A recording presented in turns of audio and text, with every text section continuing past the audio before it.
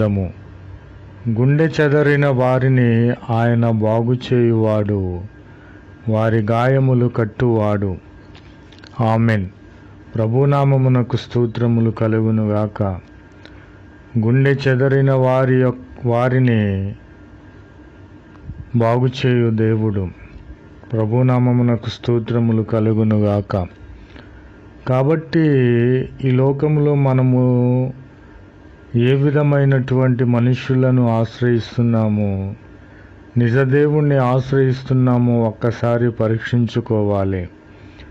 నీకు గుండె చెదరిన ఎడల, ఏ విధమైన గాయములైన ఎడల, గుండె చెదరిన నిన్ను బాగు చేసే దేవుడు నీ గాయములు కుళ్ళినను మస్టు పట్టినను వాటిని గాయములను కడిగి కట్టే దేవునిగా